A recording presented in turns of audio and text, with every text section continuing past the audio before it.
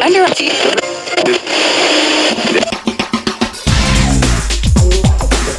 is the Real Pod Newscast with Levon Putney with a quick check on what's going on. So here's my man to get into it. Happy Tuesday. Hope everyone's having a good start to the week. Super Bowl week, if that's a thing. Let's go ahead and jump in. My favorite stories of the day. The fire chief in Jackson, Alabama, tells WKRG News 5 that he's been with the department for 40 years and never had a situation like what a garbage truck driver had to deal with early last Wednesday morning.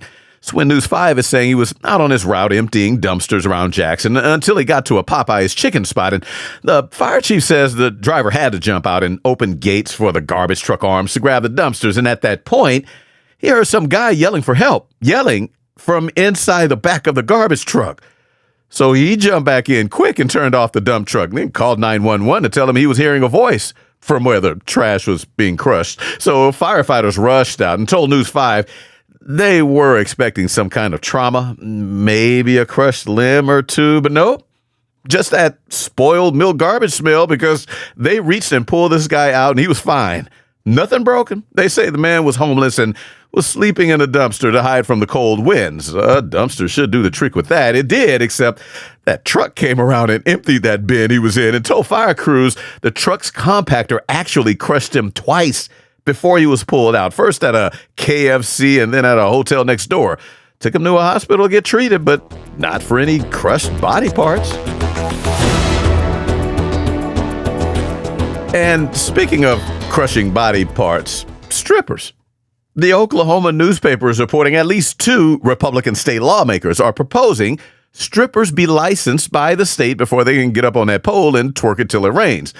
Oklahoma's Exotic Entertainer Licensing Act, what it's called. It would call for the state's alcoholic beverage law enforcement, or ABLE, the acronym, to be able to do the licensing and set up the rules they would follow in granting or rejecting licenses. So no telling yet if those rules will include physical exams to check for illnesses, conditions, diseases, or physical exams to check for dancing styles or how high they can climb that pole.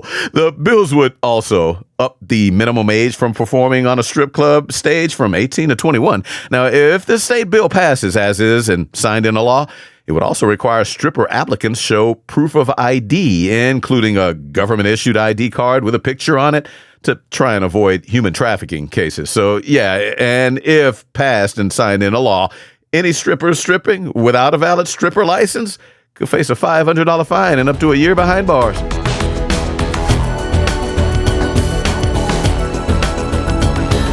A Central Florida man is accused of putting on a show in this gated vacation rentals resort in Kissimmee. And I'd love to play Was He High or Drunk, because this case definitely fits the description, but deputies never said. Apparently no reporters asked, so can't say. But hey, News 6 Orlando is reporting the Thursday before last, the 22nd, sheriffs were called about a man exposing his sexual organs in front of a residence. Now, by the time deputies got there, the show was over. Man was gone, but officers did sort of get an encore, because News 6 quoted the Osceola County Sheriff's statement saying the victims that observed this behavior provided a statement and a cell phone recording of a male, partially clothed in front of a residence, engaged in a sexual performance with a vacuum cleaner.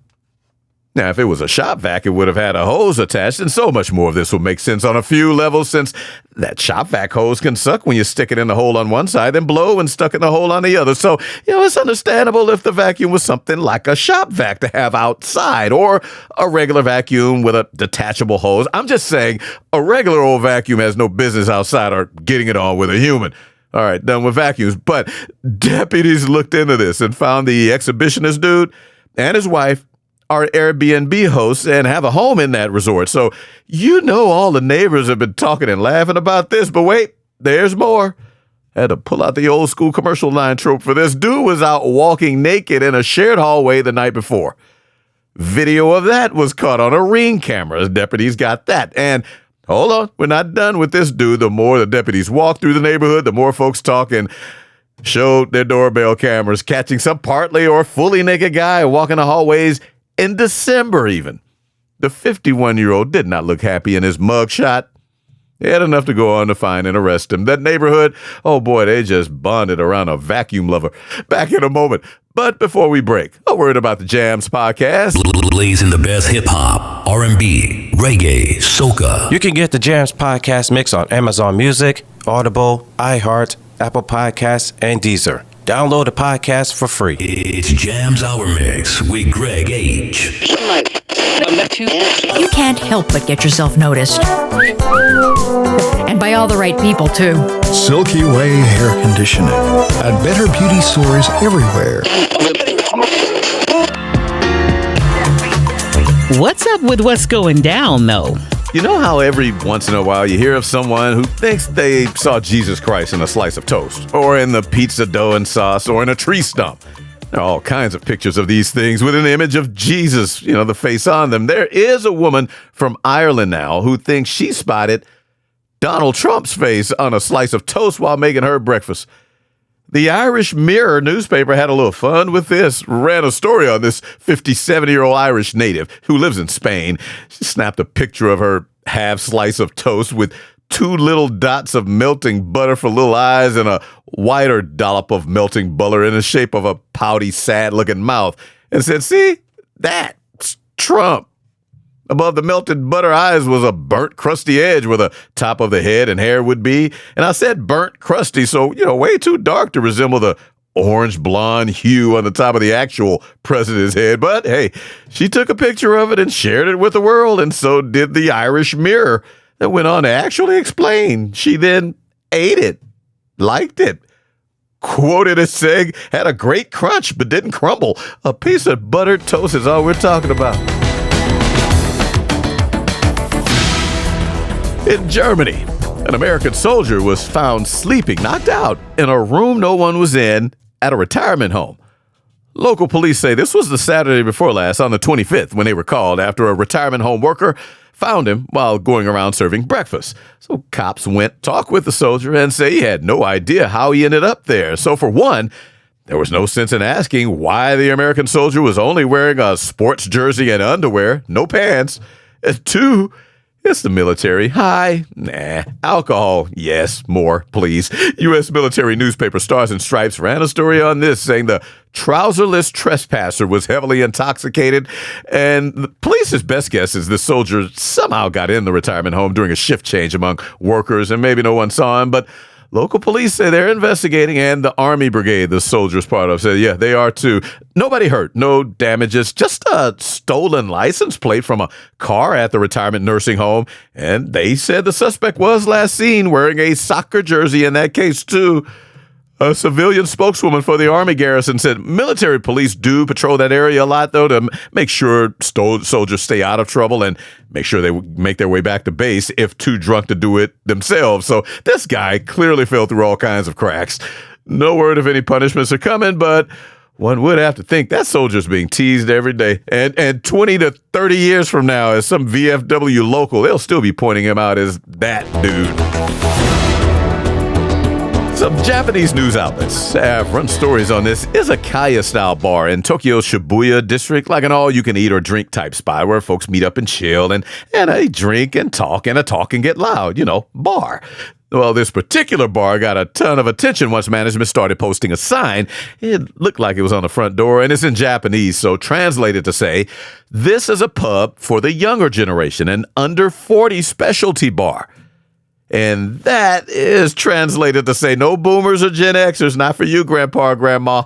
TV Asahi were among local news outlets covering this story, so they went and found 90% of the bar's patrons were in their 20s.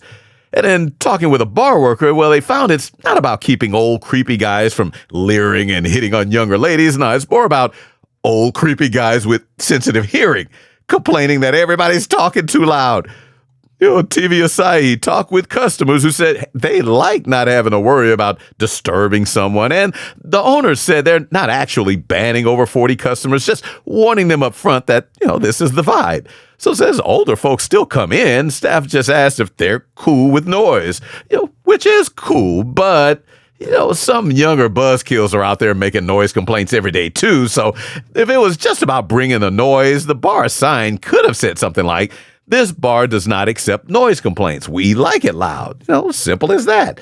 Tying it to age just makes one wonder if the real reason is not wanting any of us gray hairs around, within earshot saying stuff like, back in my day, back in a moment. Your doctor about Fibonacci. It's just cannabis spelled backwards. Wow. Girl, you smell good. Oh, you mean my blouse? Yeah, no, I just started using this new laundry detergent. Perfume, detergent, whatever, it's smelling good. A sweet scent, the simple, most appropriate name we could think of. Hey, excuse me? Yeah, can you not? A detergent with a lasting aroma that even strangers may want a whiff of. We do not know each other like...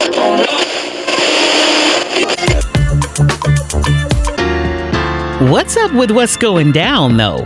The 14-year-old Jane Doe, who found herself starring in the 90s R. Kelly Pete, is now grown woman.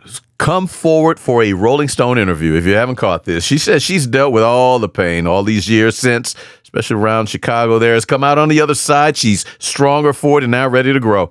And all love and respect. God bless her. I'm rooting for her. No buts.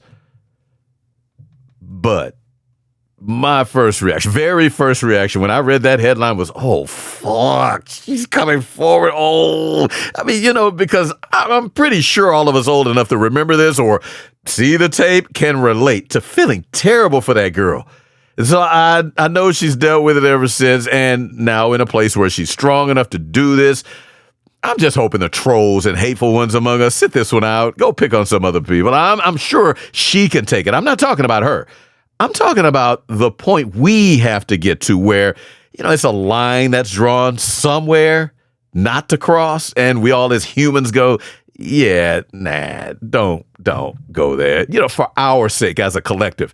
It's about time we start showing we can respect sensitive situation or any situation that like this without posting something ignorant just for laughs and likes. Just chill. Make America chill again. That's what we need.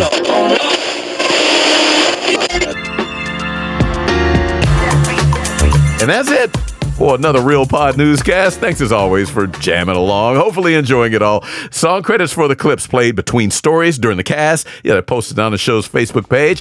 Clips and some visuals related to the stories in the cast. They're posted on socials, mainly Instagram and TikTok. Have a great rest of the week. Back to bringing Super Bowl weekend on Friday. This has been the Real Pod Newscast with Levon Putney from Show Enough Productions. And for more, hit up the website, realpodnewscast.com. That's real with 2 E's. This is Big Daddy Marty Allen. Thanks for listening. Back in my day. Back in a moment. In my day. Show enough.